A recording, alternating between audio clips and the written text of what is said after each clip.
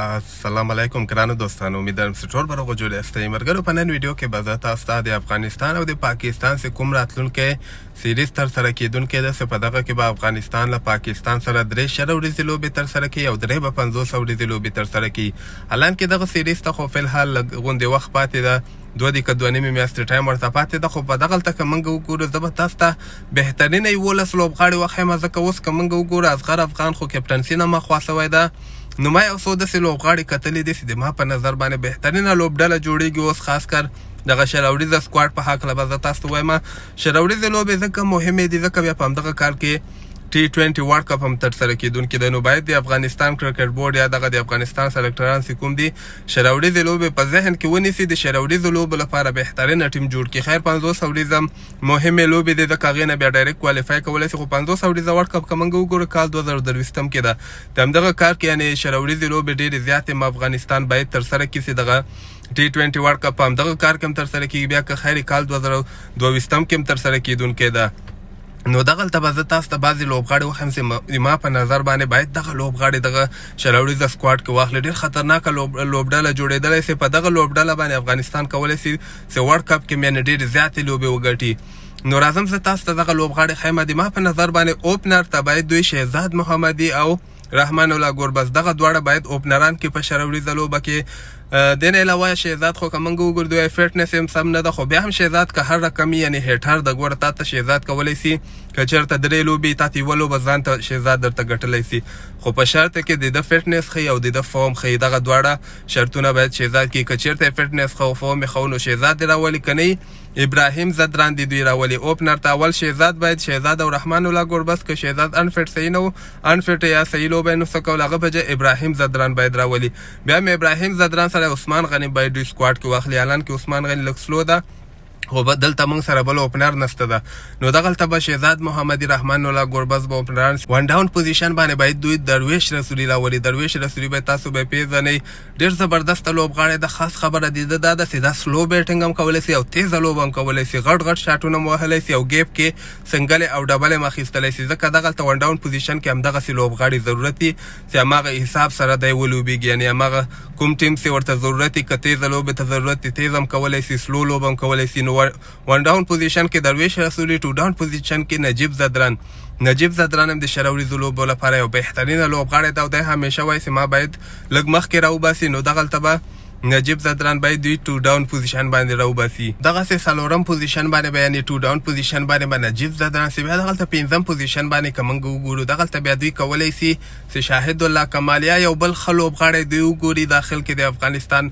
ما ته خو شاهد الله کمال هم دومره بې اعتباري غوندې لوبغاړی دی، یعنې دومره خاص لوبغاړی ما ته نه ښکاري. خو دلته باید یو ښه لوبغاړی دوی پیدا کړي. نو دغلته 5م پوزیشن باندې یو بل بیټسمین ضرورت شته، ښه بیټسمین وي، یعنې قوي بیټسمین وي.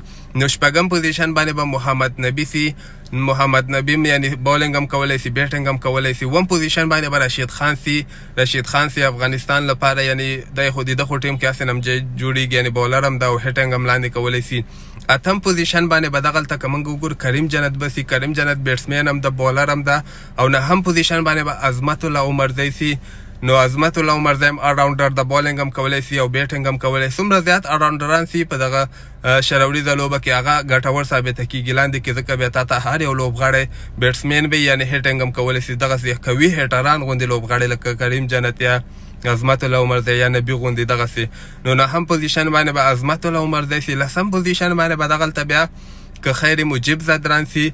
او 11م پوزیشن باندې به دوی حامد حسن وای راځي. بیرته حامد حسن دی وګورئ، که چېرته دی فټ کولی شو. بلکل حامد حسن نه ښه بالر ما ته خو نه ښکاري د افغانستان په تاریخ کې. د حامد حسن غوندې فاسټ بالر اوسه پورې نه ده راغلی. حامد حسن که چېرته مکمل فټ او د ځان باندې اعتبار یعنې 4 اوره کولی شو، بلکل حامد حسن نه خو ما ته بهترینه بالر بیخي په ټول افغانستان کې نشته ده. حامد حسن که چېرته انفټ بیا دغلته د نوین الحق دی راولي. بس بل بالر خو داسې خاص بالران موږ سره فاسټ بالران نشته دي چې 140 یا 145 پورې سپیډ ولي. اوس دلته وفادار مامند هم دا وفادار مامند باندې دوی که چېرته کار وکړي هغه هم کولی شي هلته ولوبېږي. نو دغلته تاسو وګورئ د افغانستان دغه سکواډ تاسو وګورئ نه همه پورې به یعنې افغانستان سره بیټسمینان سي عظمت الله عمرزي پورې به افغانستان سره بیټسمینان سي او بالینګ کې به موږ ته ډېر زیات آپشن یعنې دلته که موږ وګورو ګوره اوس مجیب زدران په ځای باندې دوی قیس احمد هم لګولی سي بیا دغه 15 لوبغاړي که چېرته راسي دغه کې قیس احمد ته هم ضرورت ده حامد حسن ته هم شته شهزاد محمد عثمان غني دغه ټول بیا راواخلي او بل که موږ وګورو دغلته که نه سمیع الله شینواري ته ضرورت ده نولري زدران نه دولت زدران نه ګلبدین نایب دغه لوبغاړي باید بیخي ختم کړي بیخي باید ټیم نه وباسي ځکه که دغه لوبغاړي ټیم کې دغه به د افغانستان په ګټه نه بلکې په تاوان باندې تمامه سي دغه لوبغاړو باندې باید هم دغه اوس نه کار وکړي تاسو ګورئ ورلډ کپ کې که چېرته هم دغه 11 لوبغاړي ولوبېدل تاسو وګورئ چې افغانستان به انشاءالله ډېر غټ ټیمونو ته ماتې ورکړي هندوستان ته ماتې ورکولی سي پاکستان ته ماتې ورکولی سي هر یو ټیم ته دوی ماتې ورکولی سي او ښه خبره د ورلډ کپ دغه ده چې دا په دوبۍ کې ترسره کېږي او په دوبۍ کې سپین ټریک به ایرانو ته به دغه پیچ جوړي نو دغلته افغانستان کولی سي چې څومره ښه ټیم یې هغوی ته ماتې ورکولی سي ځکه موږ سره ډېر ښه سپینران دي او دغه د دوبۍ پیچونه سپینران ته ډېر ښه دي او بیټینګ ته هم ډېر ښه جوړ دي یعنې د افغانستان بیټسمینان هم د شره وریځو کې خو زه تاسو ته وایم چې د افغانستان ټیم باندې زه دومره اعتبار لرم چې دوی څومره ښه نه ښه ټیم یې دوی ورته ماتې ورکولی سي هندوستان استرالیا انګلینډ هر یو ټیم ته دوی ماتې ورکولی سي خو خبره دغه ده چې دغه سلیکشن ډېر زیات مهمه ده دغه ټیم کې ګوره یو لوبغاړي باندې لوبې نه ګټل کېږي دا آی پی ایل به تاسو ته ټول نه ښه مثال تاسو ته د آی پی ایل ده آی پی ایل کې سنرایز حیدرآباد ټیم ولې لوبې وبایللې ولې ټولې لوبې وبایلل چې یوه لوبه یې وګټلې د هغې لامل دغه و چې صرف رشید خان دوی سره دا نور بالرانو به صحیح بالینګ نه کوو دوی سره هغه نور مین بالران یې انفټ سوي ول لکه بومنیشنر نیترجن دغه ټول انفټ سوي ول صرف رشید خان باندې دوی ډاډه ول چې زموږ سره خو رشید خان ده خو رشید خان به ورته بیچاره به ورته ښه بالینګ هم ترسره کړه 2 یا 3 لوبغاړي به یې موټ کړه خو هغوی به ټارګټ دغه نور بالران ول همدغسې دا واړه ټیمونو سره خو صحیح د یو لوبغاړي ترته مکمل لوبه ګټلی سي لکه آیلینډ سره یا زیمبابوې سره یا دې نه علاوه دا نیدرلینډ او دا دوبۍ دغسې ټیمونو خلاف خو رشید خان ځان ته ځان باندې تا ته ټوله لوبه ګټلې خو کله مضبوطه ټیم لکه استرالیا هندوستان دلته بیا تا ته یو لوبغاړی لوبه نسي ګټلی مکمل لوبه تا ته نسي ګټلی په ټیم کې باید هغه لوبغاړي راسي چې په ټیم کې 100% کې ځای جوړېږي په ټیم باندې چې بوج کوم لوبغاړي په ټیم باندې چې بوج دي نن سبا خو اصغر افغان وایي په ټیم باندې بوج د ګلبدین نایب سمیع الله شینواري نورعلي زدران شاپور زدران دولت زدران دغه لوبغاړي چې کوم دي دا په ټیم باندې بوج دي دا نسي کولی د افغانستان ټیم ته یعنې افغانستان په ګټه باندې نه بلکې په تاوان باندې تمامیږي نو دغلته دې راسي افغانستان کې دې څومره زیات ځوانان په شروریزه لوبه کې دا خبره یاد ساتئ چې دغه ټیم به